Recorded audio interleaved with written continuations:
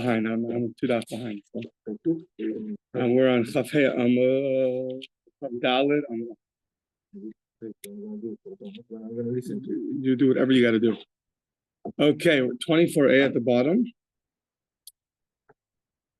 About 7-8 lines from the bottom. We just spoke about Rabbi Eliezer didn't allow to buy the animals from idol worshippers. We brought a verse that seemed to contradict him, for which Rabbi Eliezer said that verse is really referring to when Mashiach comes, all the non-Jewish nations are going to recognize Hashem. Therefore, they're going to stop their idol worship. Therefore, you're going to be able to buy an animal from the idol worshiper because they're no longer doing idol worship. So just on that, it says Rav Papa Masni Hachi. That's where Rav Papa taught it. But Rav Zvid Masni Hachi, the Travayu Amr, they both said Rabbi Eliezer posted b'chol karbanos. They both agree that Rabbi Eliezer does not allow you to buy any animal that's bought from an idol worshiper. You cannot bring it as a korban. The Travayu Amr, they both said, Umaya osivu lechaburai. What did Rabbi Eliezer's friends, what did they ask him? How they said that you could. Rabbi Eliezer said you cannot buy from you can't buy any animal from the non-Jew. So they said, what do you mean? It says kol kum keder yikav tulach. Sounds like from the Yishmaelim we ended up buying animals that we ended up bringing as a korban. So how does that work according to Rabbi Eliezer? Rabbi Eliezer, kulam geirim gurum, just sort of a repeat of the end of yesterday. These are geirim that are gurim. They were dragged along, so to speak, meaning la'asid level. They became converts la'asid level. It doesn't sound like they were really converts because they only want to convert because of all the honor that was accorded to the Jewish people. However, they were ones that stopped their idol worship. How do I know? What's the pasuk? All the nations, their language was clear, it was transformed. They all were calling out in the Shem Hashem. So you see that they all came to a certain recognition. Therefore, they all stopped their idol worship. And therefore, buying from them an animal to bring up as a sacrifice should not be a problem. Maybe all they did was they just stopped their idol worship, but not necessarily did they but maybe they just stopped their idol worship, but they didn't stop their sodomization. So just because they stopped doing idol worship, but it could be they were still having relations with the animals. And if that were true, so then you still should not be able to buy from them. So Amrle Abaye, no, la'avdu shchem echad. They served one being, one portion. So meaning they served Hashem. Not only did they stop idol worship, but they served him, it sounds like, in every way. And therefore at least in their Shavim B'nai Noach, which prohibits sodomization, at least that they did retract from, and therefore you're allowed to buy from them. Yeah. Okay. Now we're going to go through a number of proofs from Chumash and from Tanakh that seem to imply you're allowed to buy animals from the non-Jewish nations, and then we're going to answer each one respectively. So, Mesa, the first one is Vayomer Moshe, Gam ata titin bi'adenu zvachim ve'olos. So Moshe, I think this is regarding Paro. Yeah, not Yisro yet. Yisro's coming up. Okay, regarding Paro. So Moshe tells Paro, you're going to give us offerings and we're going to bring it up. Zvachim ve'olos. So he's going to take animals from Paro and bring it up. Paro was no righteous Gentile, and yet you can buy an animal from him and bring it up as a sacrifice.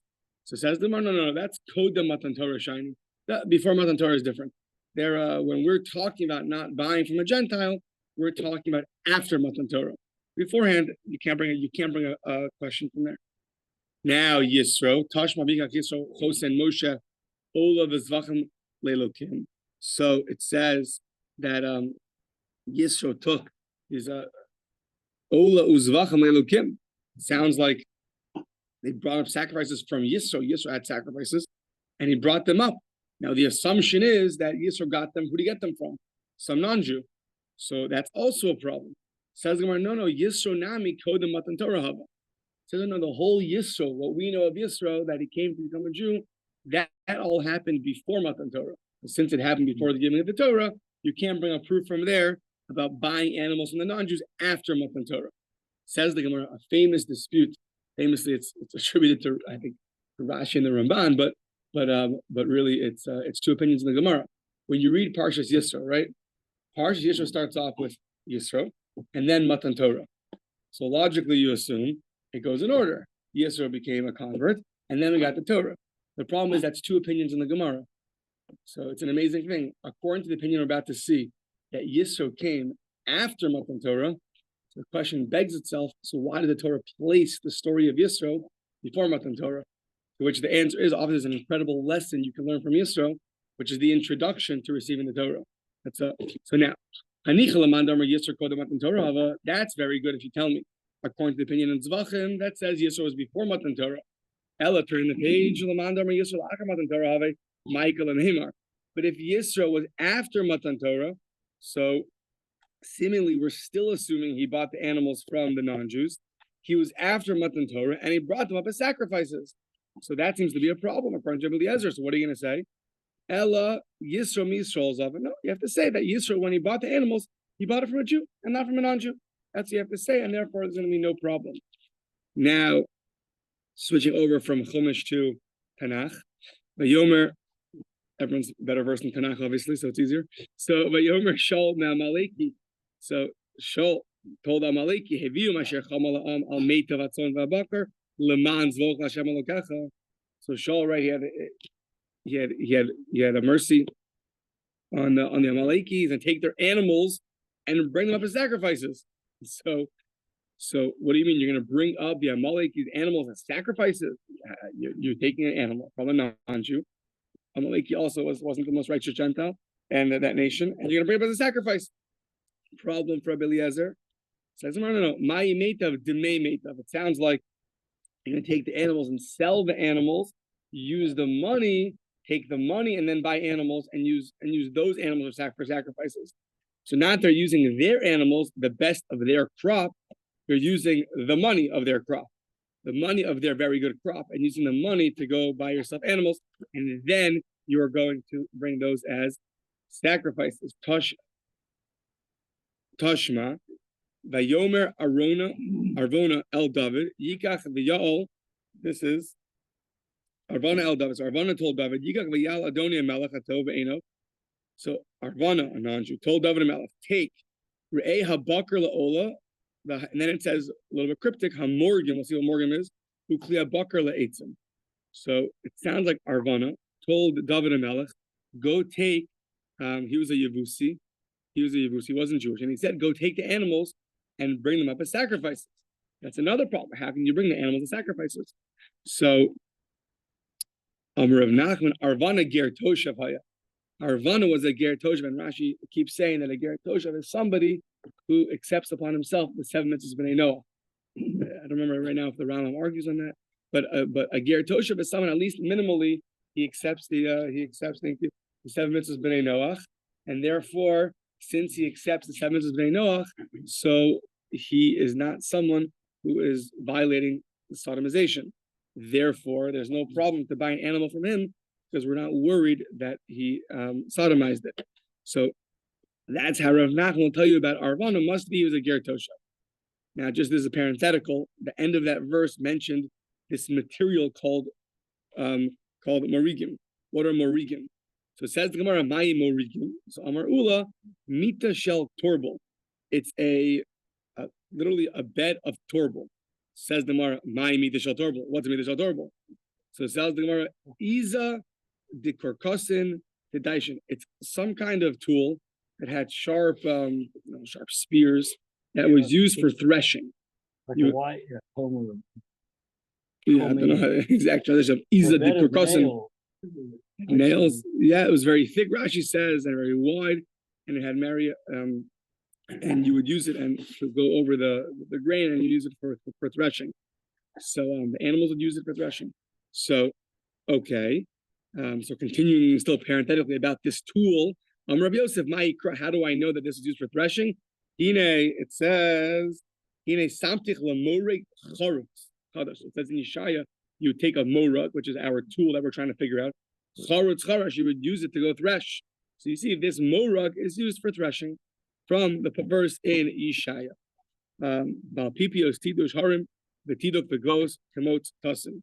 So you would use this double-edged thing to thresh in the mountains and in the valleys. Okay. Yeah. Yeah. So now, okay, another question, and this one is going to be a subject of a very interesting Gemara at the bottom. So basically, the Aron Kodesh was captured by the Plishtim. They captured the Aron Kodesh. The problem was it was causing a lot of harm. They kept doing damage to them miraculously, and they realized that they had to give it back to the Jewish people. So what did they do? They took cows, separated the cows from their calves, tied the Aron Kodesh onto it, and pointed them towards the Israeli border. Steve, you're so far away. So and pointed them towards the Israeli border. So usually he's there to make sure I don't fall asleep. So you put and then they listened. They left their calves and they listened and they brought the Aron Kodesh back to the Jewish people. And the Jewish people had tremendous. They rejoiced tremendously that they got their Aron Kodesh back, and therefore they went and they brought sacrifices to Hashem. So the Mesev as a paros. So these cows helu ola la Hashem. They brought out these cows as now an ola offering to Hashem. Where did the cows come from? They came from the Plishtim. They didn't come from Jews, and yet you brought them as a sacrifice. I thought you can't bring animals that were from non-Jews as sacrifices because maybe they sodomized them. Says the Gemara, Hora Shahai. So that was like a temporary allowance. Sometimes you have things that break the rules just for that time. And the Gemara says, I'll prove it to you that it broke the rules. The ilotemach, if you don't say it was a unique time, a unique festivity where the rules were broken, so then, how did they bring a female offering? And Ola has to be only a male offering, not a female offering. So you see from the fact that they broke the rules even in the kind of animal that they brought, it was a female, not a male. You see that that celebration was different, and therefore you can't bring a question on there to Rabbi Eliezer. Says the Gemara, that's not a problem. We know that there were times that we brought offerings on the altars of individuals called a bama. The bama had different rules than the altar in the Beis Hamikdash. So according to Rav Ada Bar Ava, the Amar of Ada Bar Ava, you are allowed to bring a female animal as an ola if you're offering on an individual altar. You cannot do that in the Beis Hamikdash. It has to be a male. But on an individual altar, it was a female. So therefore, you can't tell me to hora asha. It's a special time that broke the rules. Maybe we're talking about a individual altar, and the rules are different. So minayin le'ola nekeva shehi ksheira v'bama.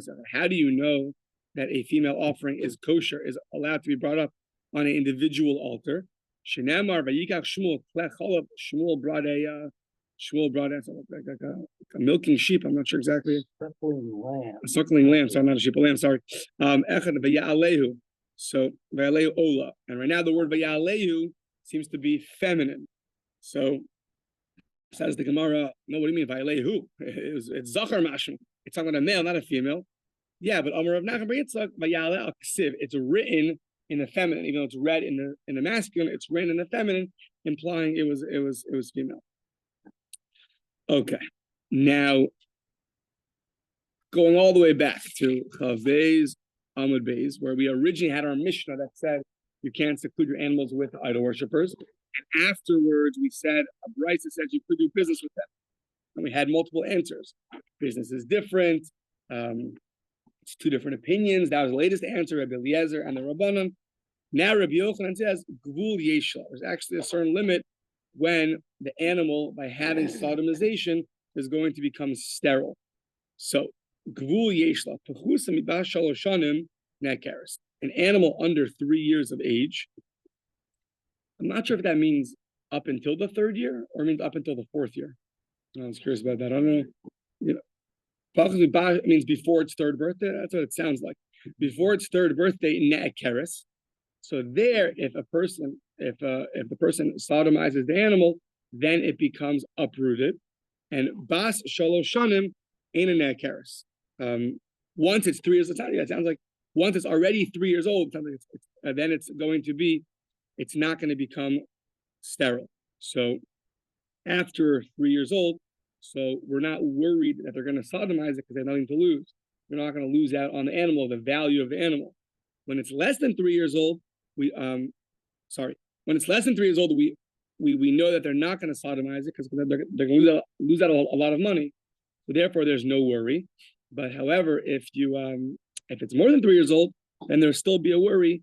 There'll still be a worry about sodomizing the animal. The term 3 years of age refers to an animal that is in its third year. Mm-hmm. Mm-hmm. Interesting. So meaning, thus Rabbi after its second birthday, right? Not after it turned 3 years old, right? It'd be in the third year. In the third year. So right, 0 to 1, 1 to 2, and then in that third year, it didn't turn. Yeah, right. Interesting. So So I just want it could be that I made a mistake. Rabbi Yochanan is not necessarily answering the question, the Mishnah versus the Brisa. He's just saying that Rashi points out, just saying that when we say you can buy the animal from the non-Jew, that was the Brisa we had. It's just referring to an animal that's less than 3 years old, because the person's not going to sodomize it. If it's more than 3 years old, he will sodomize it. He's not getting involved in the Mishnah versus the Brisa. He's just qualifying the Brisa, that which you can buy from a non-Jew. The idol worshippers only when you're not worried he's going to sodomize it. When is that? When it's under 3 years old, because that'll cause it to become sterile. Now, Eisvei kolhani tiyufta. What about all these questions of, we just brought all these places from Chumash and Tanakh where we bought from the non-Jews. So according to Rabbi Yochanan, what are you going to do with all those questions? So shani lahu v'chusay ba'as shalosh shanim. All those questions we had earlier, Rabbi Yochanan will just answer.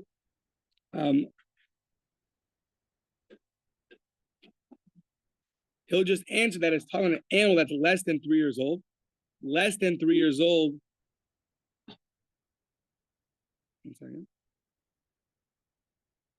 Right, they bought the animal that was less than 3 years old, because that's the age where if you would have sodomization with it, then it would become sterile. Therefore, the non-Jews did not do that because they don't want to ruin their animals. So all those questions we had earlier, that it sounds like we did get from the non-Jews, all these animals from the Plishtim and Yisro, etc., and Paro, he'll say it's because it was less than 3 years old. Tashma, another problem. That's a Paro's Elu Hashem. What about that question of the cows that were brought up as an Ola after we got the Aron and Kodesh back? So I'll tell you, those are b'techusa mibash shalosh shanim. That's because they were less than 3 years old, and therefore they were free of sodomization.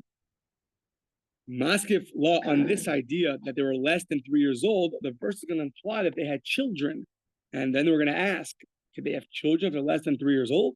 So Maskif law, Rav Huna Breder of Nassan, Rav Huna son of Nassan said, Imkain Hainuv as b'neihem kol b'bayis. So it says in the verse there in Shmuel, it says they took the cows and they put on the wagon. As b'neihem kol b'bayis, and how their children were in the house. So their children, these cows had children. It doesn't sound like they're under 3 years old. The assumption is that a cow that has a child, it sounds like it's more than 3 years old. So says the Gemara, can a cow less than 3 years old, can it give birth? So now, coming up at some point for the Mishnah Yomi Chabra, in Bechoros, so we know that the Bechor goes to the Kohen. So now, what happens if you have an animal where you're not sure? You're not sure if it already gave birth or not. So, and now you buy it, or you get it, or whatever it is, from the non-Jew, and now it gives birth. So, but you're not sure if it gave birth already. So what do you do? If it's a Bechor, it's not yours, it goes to the Kohen. It has to go to him. And if not, it is yours. So what do you do? So the rules are, para v'chamor, let me take out the next word. Yeah, para v'chamor, not mi bas shalosh shanim. If it's a cow, or if it's a donkey, that's 3 years old, vaday lekohen. So now, if it's 3 years old, and now it gave birth in your possession, it for sure goes to the Kohen, because if it was less than 3 years old, there's no way that it could have given birth, because the assumption is that cows don't give birth under 3 years old. Mikan ve'elech, if it happens to give birth after 3 years old, so then, or after the third year, so then it's in a state of suffix. It's in a state of doubt because maybe it already gave birth. So what do you do if it's in a state of doubt? So Rashi points out you have to now make it graze until it gets a mum, a blemish, and then you're going to sell, use the money, etc. So what do you see from here? That the cow could give birth under 3 years old, and therefore Rabbi Yochanan is not going to help you. Rabbi Yochanan's saying that under 3 years old is not going to be an answer to us because we see that a cow does give birth under 3 years old. So Ela mechaverta kedashina meikara. It sounds like the only answer that we have is how they could use those animals, even though that they gave birth, was because it was a hora asha, a special leniency that happened then for that festivity that they got their Aron Kodesh back. Yeah. Okay. Now, very, very interesting. Back to the story with the cows. So the Aron Kodesh was causing the Plishtim a lot of trouble, and they tied it up to 2 cows, took away from their calves, and sent it to Beit Shemesh, and they got there. So now we're going to go through this verse a little bit of a garita. So it says, "Vayishrena haparos baderech, baderech v'shemesh." Vayishrena, the word Vayishrena is going to be subject of discussion. So literally, the word Yasher means to go straight. So let's see what it means. Mai Vayishrena, Amar Rabbi Yochanan Mishum Rav Meir, she'amru shira. The cows saying shira. The cows saying shira. I saw they put down the footnotes. Very interesting. Just from last week's parsha. So Rishonim, the Raiva, so they take it very literally. Cows actually saying shira. What's the problem? The only thing that was mentioned in the Mishnah of Pirkei Avos that was created when Hashem created the world, the Bein Hashmashos during the twilight period, was Bilam's donkey. Sounds like that was the only animal that could speak. So that you see that they're bothered with that question, that they took it very literally. So it could be that Hashem gave the power to certain animals to have the power of speech, but according to them, at least, the cows really they uttered a song to Hashem. It's an amazing thing. So Rav Zucha Bar Tuvia Amar Rav Shiyashru Pineim Kineged Aaron. It doesn't mean that they sing shira, but they turn their face towards the Aron. The way they used to carry the Aron Kodesh was ones that were in the front would turn around, that their back shouldn't be towards the Sefer Torah. Halacha l'maisa today, when they take the Sefer Torah out, not when it's in the Aron Kodesh. When you take it out, when I catch myself, I turn around. And you should have your back towards the Sefer Torah. So when they were walking, they would also not have their back towards the Sefer Torah. The cows followed suit. The cows also turned and had their heads facing the Aron so that their backs should not be facing the Aron Kodesh. So now, they turn their back, thinking Aron, the Amr Shira, and they sing Shira. So now, interesting, Mai Shira, what's the song that the cows sing? So, Amr Rav Yochanan Mishum Rav Meir, Az Yashir Moshe of Bnei Yisrael. Very interesting. What they sing, Az Yashir Moshe. That's the song they sing. So it makes sense. That's after a great salvation. There's also after a great salvation that the Aron Kodesh came back. Rabbi Yochanan, Rabbi Yochanan, that was him in the name of Rav Meir. Rabbi Yochanan himself said, though, V'amartim b'yomahu, they're going to go through now different psalms in Tehillim. Amartim b'yomahu, Hodu la'Hashem kiru b'shmo.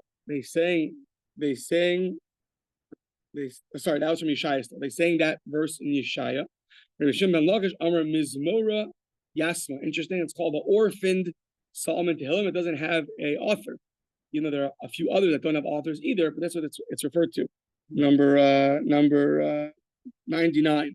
So Mizmor, just as Mizmor, it doesn't say Mizmor Lefnei Korach, Mizmor David, Mizmor. They sang Shir LaHashem, Shir Chadash, Ki Niflos Asa. So they sang a song to Hashem, a new song, Ki Niflos Asa, for the great miracles he did for us. Hoshilo Yomino Zor Kacho. He saved us with his right hand, his incredible strong holiness. Rabbi Lazar Amar Hashem Malach Yirguzu Amim. They sang. Sorry, that was Tillim 98. This Tillim 99. Hashem Malach Yirguzu Amim. They sang that one. Rashul Bar Nachmani Amar Hashem Malach Gus Lavesh. They sang Psalm 93.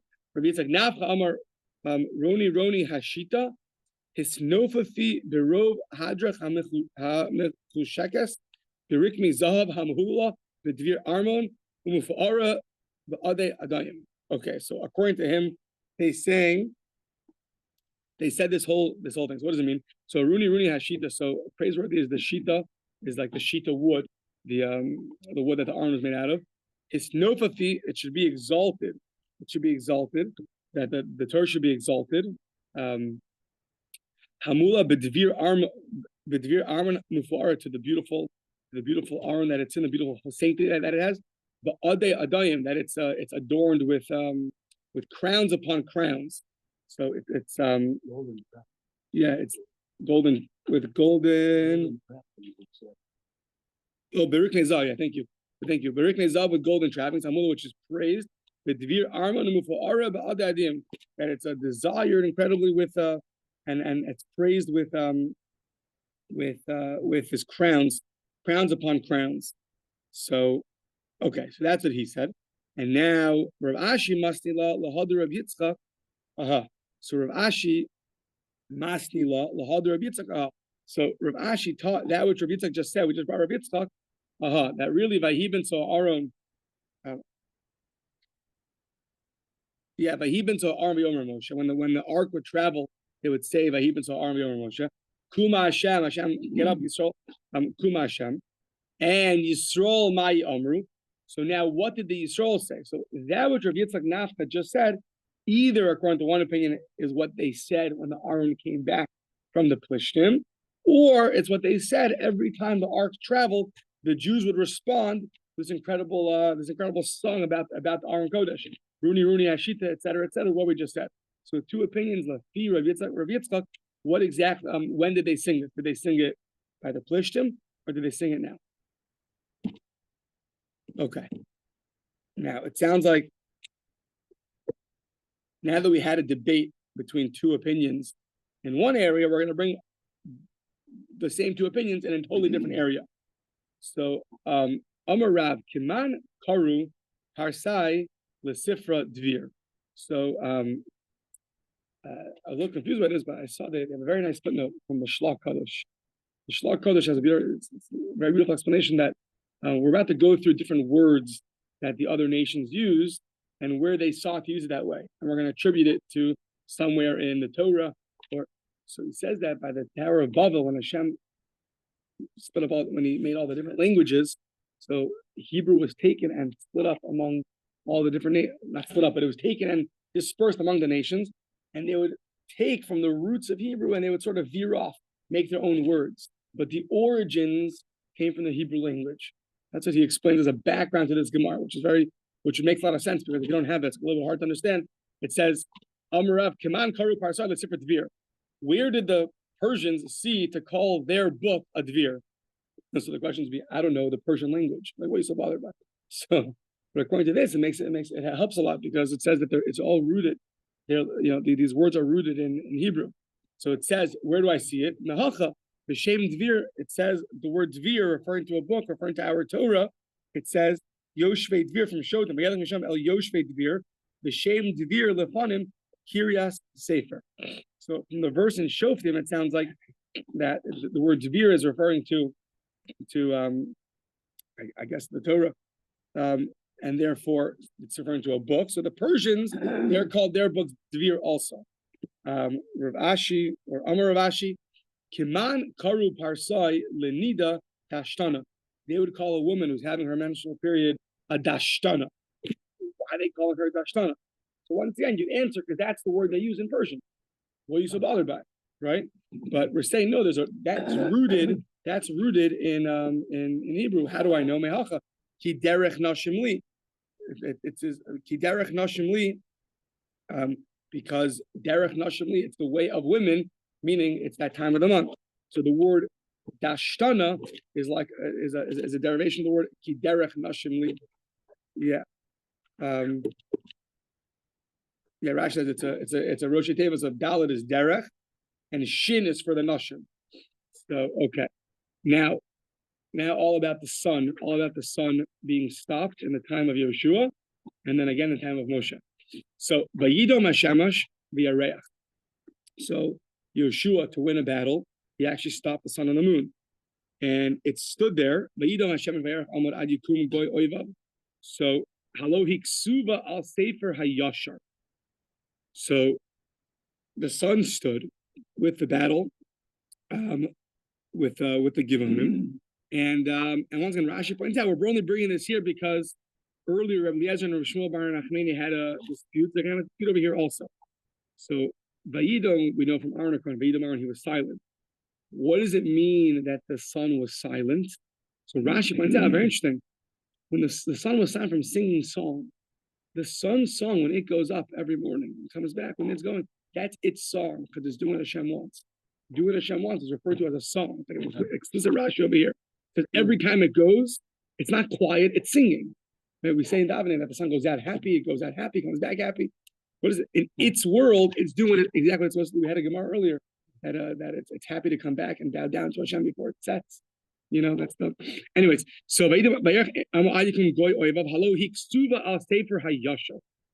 was written in the book of the upright. So, what is the book of the upright? My Sefer Yashar Sefer Yashar is referred to as the Sefer Avraham Yitzchak v'Yaakov. In other words, sounds like Sefer Bereshis. That's called the Sefer HaYashar. Shenikru Yisharim. They're called the upright. They're called upright. How do I know last week's parsha? Shenemar Tamus Nafshi Mos Yisharim. Bilam, amazing thing. Bilam, no matter how bad he was, but he at the end of the day, he wanted to die the death of the upright. Who are the upright? The Avos. He's happy to live a whole life in a terrible way. But at the end of the day, before the grave, he wants to make sure he goes in upright, which is not going to happen. But even he had that recognition. Now, the Heicha Remiza. So now, where is it hinted to? The sun was stopped as it's written in the Sefer HaYashar. Where is it hinted to in the Sefer HaYashar, meaning in Sefer Bereshis, that the sun is going to stop? So it says by the blessing of Yaakov, it says, "V'zorya molei hagoyim emasayia." Yeah, there's going to be tremendous fear. Yeah, Milo hagoyim. So it sounds like, when is there going to be a time where there's going to be tremendous fear among the goyim? Once the sun stopped for Yeshua, that caused a tremendous fear and dread upon the goyim. Now, this bracha was said. This was said to Ephraim. Yoshua was a descendant of Ephraim. So this blessing is given to Ephraim, the Malo Goyim. When's this going to happen? Your descendants are going to cause Malo Goyim tremendous fear among the nations. When did that come true? His descendant Yoshua, when he stopped the sun, then that's when that came true. So now the sun stopped. The sun stopped in a halfway in the heavens. Below Otz Lavo Kiyom Tamim, and it didn't come and set Kiyom Tamim, like a complete day. We're gonna have a few 3 or 4 different meanings. What does it mean a complete day? So they're all gonna argue how you interpret a complete day. Vikama, how much is a complete day? So Amr B'Shu ben Levi, very simple. 24 hours. So how did it play out? How did it work? Azil Shis, the normal way the sun goes, 6 hours. Then it stopped, becomes Shis. Then it stopped for 6 hours.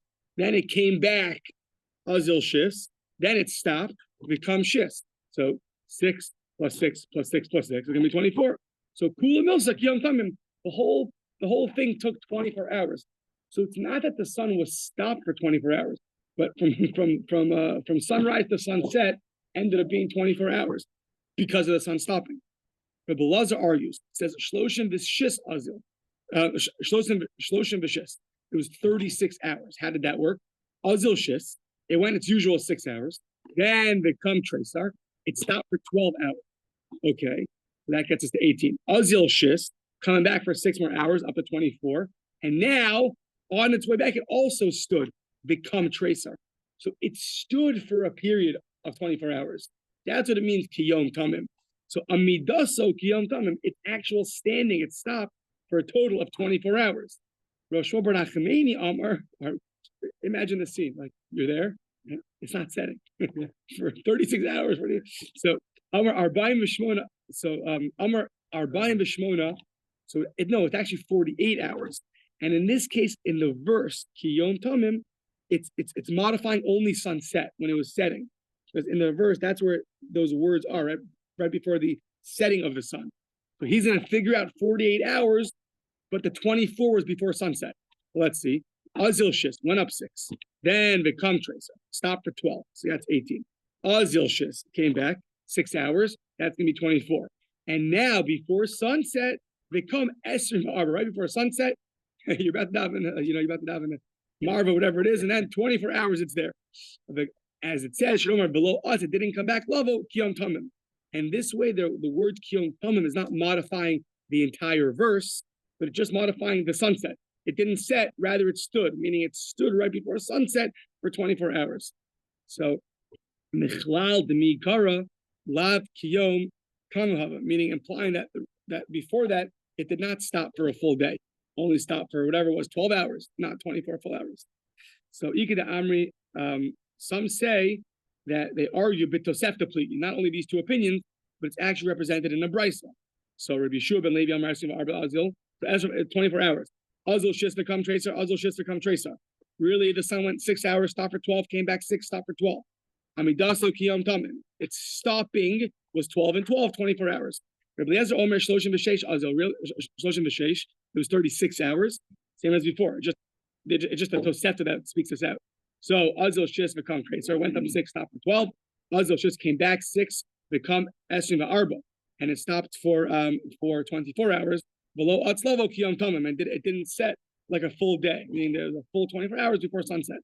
Roshor bar Nachmani Amar Arba'im v'shmona Azil. Arba'im v'shmona Azil shis. It went up 6. Become esrim v'esrim v'arba. Now it went up 6, stopped for 24. Azil shis v'kam chavdalid. Went back 6, stopped for 24. So it had 2 periods of stopping for 24 hours. Yeah. So how do I know that? Makish amidasa lebiyaso. It's going up is compared to its setting. Ma biyaso, just like when it came back and it's set, it's kiyom tamim. Af amidaso kiyom tamim. So too on its way up, it also stopped for a full day. So this is the longest opinion, that the whole stopping was 40 hours, not including when it went up and when it came back. On the way up, it stopped for 24 hours. On the way down, it stopped for 24 hours. So, okay. Tana kishem sh'amdulochamel Yeshua kak amdulochamel Moshe v'lenakdimon ben Gurion. So just as the sun stopped for Yehoshua, so too it stopped for Moshe and Nagdimon ben Gurion. Yehoshua cry, Yehoshua are psukim. Okay, Nagdimon is a whole long story. We're limited on time. Look at the footnote. So what happened with him? How the sun stopped? Nagdimon Gurion. How do we know that it stopped for him? Gemara. That's our tradition. That it stopped for him. The Moshe Minola. How do you know that for Moshe the sun stopped? So it says Xer Shava. Asi. So Achel. Ksiv.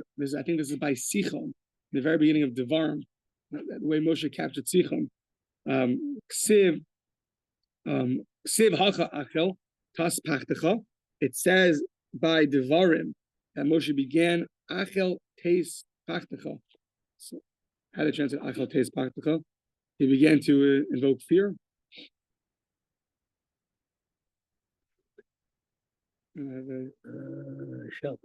Shall begin to invoke fear. Okay, yeah. So asi achel ksiv hacha achel teis pachtecha. The word achel is used by Devarim Perik Beis. And the greatness began. That was by Yehoshua, by the whole story. So Hashem started showing your greatness to in everyone's eyes.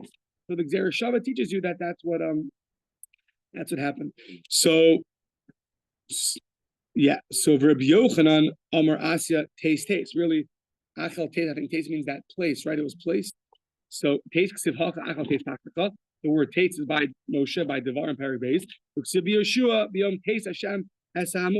word taste is also used by Yoshua. I don't need a Xer Shava. I don't have a Xer Shava. I know it from the implication of the verse itself, as it says, everyone, something happened when you defeated this nation that the whole world trembled. What was that? When did they become so fear and dreadful? Only something like the sun stopping is going to cause such a dread and a fear to the nations. It's interesting because I'm not messing up the history. The whole Parshas Bilam, Balak was scared because what just happened? What just happened beforehand? They came and they conquered Og B'Sichon, right? And it's interesting. Rashi says they were so scared that they become disgusted in their own eyes. They had such a fear of the Jews coming next. So simply understood, they're very scared, a strong nation. But according to this, one of the battles that they won was through the sun stopping. And the sun stopping, it says here, caused tremendous fear and tremendous fear in front of them. So maybe that helps understand what they were so scared of. The nation just came and stopped the sun. But yeah, you better be careful. You better hire the best guy out there because you're doomed. Yeah. So okay. So Meisvei, it says L'hayak Yamahu L'fan of Akrov. You'll never have a day like this by Yoshua before or after. And yet we're saying it happened before, it happened after. What does that mean? So Ibais Ema Sha'osud Lohave. Not for you had 48, 36, 24. That much, it's not going to stop for that long. It'll stop for maybe a little bit. But by Moshe, however long it stopped for, it didn't stop for as long as it did for Yoshua. Ibais Ema. What it means is no, maybe it did stop for the long period of time. However, Avne Barad Lohava. So apparently, if that wasn't good enough, that the sun stopped, they got some nice stones of hail that came down on them. As it says, Vayihi benosam mipnei bnei Yisrael. Haim, they went and they ran away from bnei Yisrael. Haim b'morad beis choron. Hashem hishich aleim avanim gedolos in Hashem. Hashem sent upon them big stones from heaven, and a lot of people died. So those tremendous ba'avnei habarad.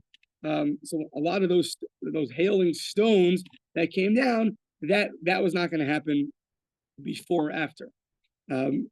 Yeah, I guess it was even greater than the hail in Mitzrayim. It sounds. It says it never happened before or after. So, yeah, Ad Azaka until Azaka, and they died. Okay, we'll stop here.